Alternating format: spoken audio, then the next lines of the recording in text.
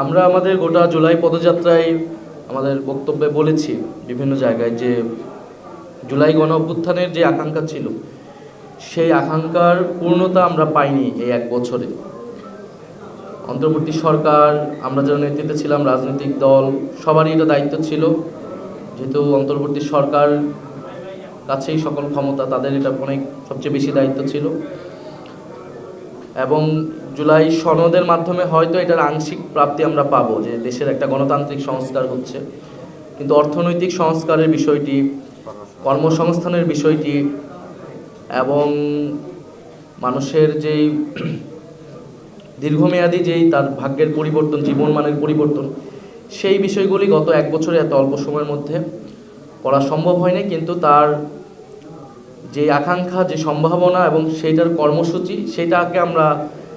এগিয়ে নিয়ে যাওয়ার জন্যই জাতীয় নাগরিক পার্টি প্রতিষ্ঠা হয়েছে, যাতে গণ অভ্যুত্থান কেবল ক্ষমতা পরিবর্তনের, রেজিম চেঞ্জের আন্দোলনে পরিণত না হয়, বরং মানুষের যে আকাঙ্ক্ষা, সেই আকাঙ্ক্ষা নিয়ে দীর্ঘমেয়াদী আমরা কাজ করতে পারি। আর জাতীয় নাগরিক পার্টির জায়গা থেকে কিন্তু আমরা আগামীকাল সেই বিষয়গুলোই উল্লেখ করব, যে তরুণদের নিয়ে আমাদের পরিকল্পনা কী, অর্থনীতি নিয়ে আমাদের পরিকল্পনা কী, এবং দেশের আইন শৃঙ্খলা, পুলিশ প্রশাসন নিয়ে আমাদের পরিকল্পনা কী, এবং গত এক বছরের আসলে সফলতা, ব্যর্থতা, এই সব কিছু নিয়েই আমরা আগামীকাল কথা বলবো এবং আমাদের পার্টির পক্ষ থেকে যে পরিকল্পনা, সেই পরিকল্পনা আমরা প্রকাশ করব। ধন্যবাদ।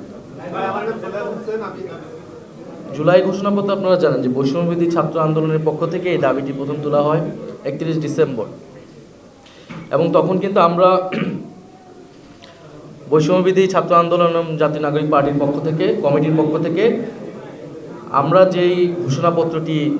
আকাঙ্ক্ষা করি তার একটা খসড়া আমরা সরকারের কাছে দিয়েছি। সরকার যখন বলেছে সরকার দায়িত্ব নিয়ে এটি ঘোষণা করবে, এবং আনুষ্ঠানিক মিটিংও হয়েছে, কয়েকটি প্রধান উপদেষ্টার উপস্থিতিতে হয়েছে, এবং বিভিন্ন রাজনৈতিক দল তাদের খসড়াটা সেখানে দিয়েছে, আমরাও আমাদেরটা দিয়েছি, এবং সরকার এখন সবগুলো সম্মেলন করে একটা হয়তো খসড়া, একটা ঘোষণাপত্র চূড়ান্ত করবে। আমাদের জায়গা থেকে আমরা বলেছি ঘোষণাপত্র অবশ্যই সাংবিধানিক স্বীকৃতি থাকতে হবে, সংবিধানের সেটা প্রিএম্বল এবং তফসিলে এই জুলাই গণ অভ্যুত্থান এবং বা ঘোষণাপত্রে কথাটি উল্লেখ থাকতে হবে, এবং আমরা আশা করতেছি যে সরকারের জায়গা থেকে সেই বিষয়টি নিশ্চিত করা হবে, সকল রাজনৈতিক দল এই বিষয়ে সেটা সমর্থন দেবে এবং কমিটমেন্ট দেবে।